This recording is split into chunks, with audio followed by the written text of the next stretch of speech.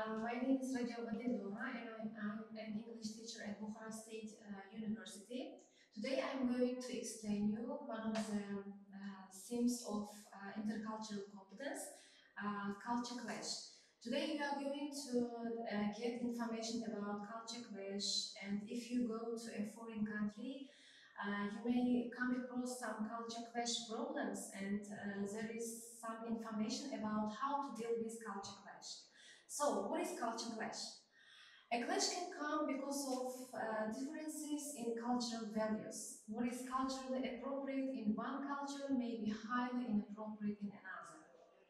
As a result of globalization, the world is becoming a more multicultural place with people from different ethnic groups and religious backgrounds living, working, studying together, cooperating in the same place, without giving up their own identities, beliefs, and values.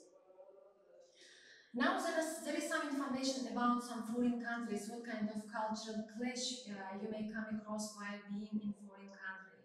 For example, in Japan, China, and Korea, you need to carry business cards because you exchange cards. Now there is a picture. Whenever you meet a new acquaintance, you should get a card with both hands.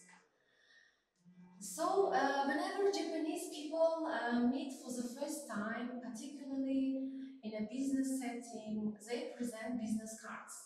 This is considered a formal introduction to the person.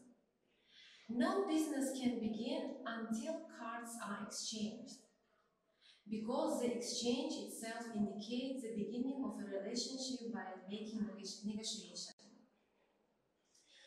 It's common for Chinese workers, now look at this picture, it's common for Chinese workers to take a 2-hour lunch break starting at noon. That includes a nap in the office. If you go to the office at that time, at noon, you may find the workers having a nap and having a sleep and relaxing at this time, which helps them to getting motivated and having relaxed. Lunch breaks in China for office workers noon sharp and typically go until 2 p.m. That start at noon sharp and it typically go until 2 p.m.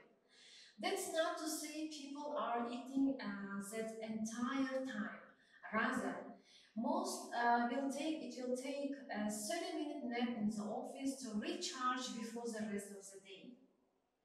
It is a strange thing to see in action. When you visit the Alibaba headquarters in Hangzhou around midday, you may find all the lights off in the office and nearly every person with either an eye mask and a blanket or a special pillow for sleeping on their desk. Some employees even roll out camp beds and sleep under their desks. Next, in many Asian cultures, it is considered extremely rude to place your chopsticks standing up in a bowl, and this is a symbol of death and funerals. There is a reason every East Asian restaurant you visit has a rest block for your chopsticks. It is very bad etiquette to stick your chopsticks upright in a bowl. In multiple East Asian cultures, this has connotation of death and funerals.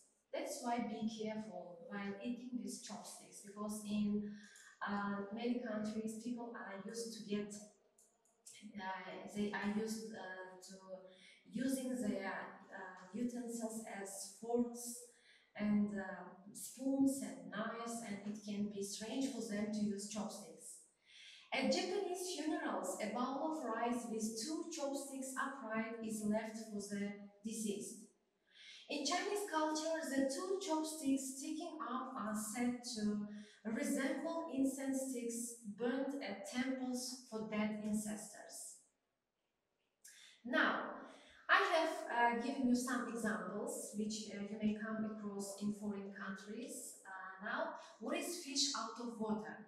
When you go to a foreign country, you can come across some culture clash, or you can experience some culture shock, and you feel as though you were So usually we don't see either the good or the bad in our own culture because we are immersed in it like fish swimming in a pond. The fish might feel happy and healthy in a clear ecosystem surrounded by water, or the fish might feel unhealthy and sluggish surrounded by toxins and predators, but the fish doesn't question the pond in which it swims. It just lives there. That is how culture develops everywhere. People fall into certain ways of interacting with each other, and anyone who doesn't conform is considered to be lacking in social skills. Of course, there are always thinkers, prophets, artists, poets, and politicians in every culture who influence the cultural development. These cultural outliers have the perception, mindfulness, or mission to show the culture how it can do better, get out of its difficulties, and have happier lives. But the fish of that culture generally can't even imagine that what these outliers are trying to promote because they themselves have never been outside their own pond. Let's say you are one of those fish. Then one day you find yourself transferred to a new pond. Imagine that you are going to a foreign country, you are traveling to a foreign country. You don't know anybody. Everybody is strange for you. Maybe a new workplace pond. It can be a new city pond or a new country pond. You realize you have been swimming in different waters than you are now.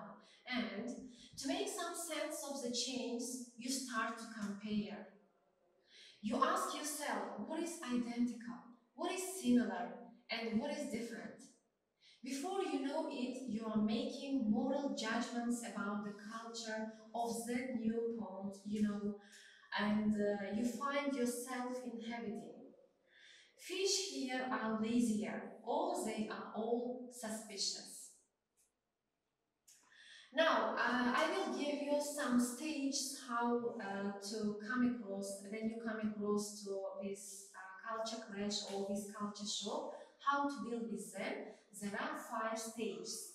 So stage number 1, observation. So in this stage you should observe. The key to mastering stage number 1 is to notice that you have culture.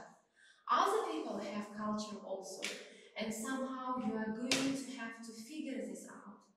Usually in this stage, people feel very self-righteous about what should be different in the new place. They will observe what is different, what is similar with their own culture. They compare and contrast with their own culture. It can be a really uncomfortable feeling for them in the stage number 1.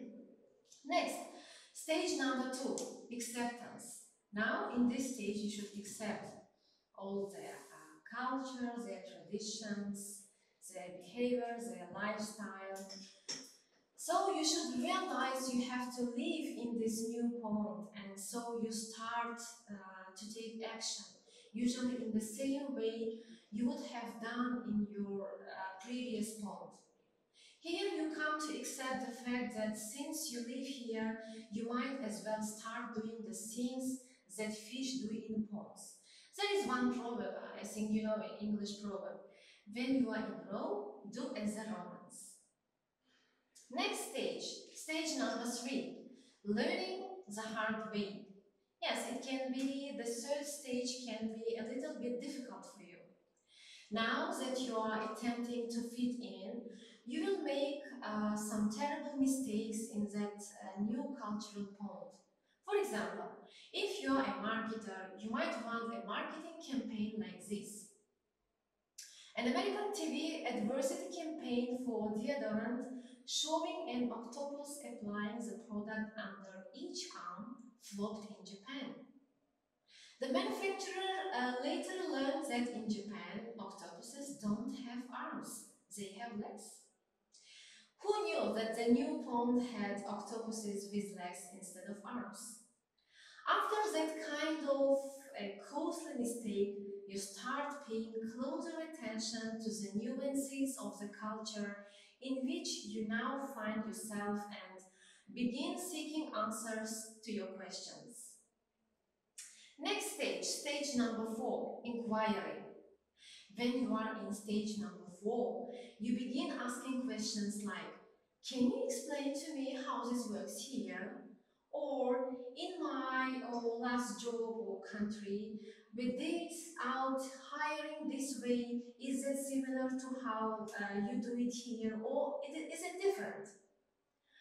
Stage number 4 is a place of humility where you seriously seek to learn because you seriously lost some of your judgmental and superior attitude after making that marketing mistake and you are now ready to learn.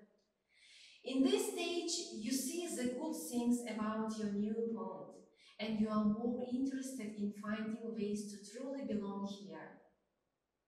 It doesn't feel at all comfortable to be on the outside of a social circle, so you begin to make some adjustments to find your new groove. Now, the last stage, making it work. After some time in stage number 4, you learn a few things, you make a few adaptations, the other fish get used to you, and some friendships develop, and you start to feel better about swimming in this new cultural pond. However, unfortunately, your travels are not over. In stage number 5, you will face more problems. However, in this stage, you are ready to solve these problems without losing your mind, without losing your sense of dignity, your values, or your cultural roots from the first point you came from. Now you have learned the 5 stages of how to deal with culture clash. Now then also I'm going to explain you the ways of dealing with culture clash. Now the first one is start with yourself. Before you start looking outward, look inward at your own ways of thinking and behaving. Next, be objective. Remember that all approaches to work have their own advantages and disadvantages. Your culture also has their own advantages and disadvantages, features that are suitable for foreign countries, people, and that are not suitable for strangers also. Next one, be willing to adapt. So if you go to a foreign country, you should be flexible, you should be ready to adapt to everything. That this country's customs and traditions should be not strange, shouldn't be strange for you. Next, stay curious. You should be interested in everything because everything is new for you. Their culture, their tradition is new for you. Their lifestyle is new for you. That's why you should be interested in everything. Next, when in doubt, ask. It's not shameful that you don't know anything because it's another country, it's a foreign country. If you don't know anything, you may ask. They will be helpful for you, they will be friendly for you. Next, emphasize. So you should accept all their traditions, customs, and their lifestyle. You should clearly understand about them. Next, be friendly. Have a friendly atmosphere with them. And the last one, patience is a virtue. You should be patient while being adapted in the culture and their traditions. Now, I'm going to speak about advantages and disadvantages of culture clash. So, the first advantage is studying especially for students, so studying at international school can lead to a more peaceful society. Imagine that there are many international students in one class and they can have a more peaceful society together. Next, we can learn from different cultures. So if you if you learn many cultures, you can widen your outlooking. So next, it can help lower prejudices towards certain cultures. So you may come to some assumptions, some false assumptions about other foreign countries' culture. So living with international people, you can lower your prejudices towards about their culture. Next, it can help lower tension at school. It can give us broader picture of reality. It can provide us with a variety of different foods. You may consume different kind of foods and you can enjoy them. And the last one, you can learn a new language. Now, disadvantages, about the disadvantages. Some people may have a hard time to integrate into society, especially introvert people. It may be difficult for them to get on well with other people, or if they are not sociable, it will be difficult for them to mitigate or to have integration with foreign people. You may fear to lose your identity.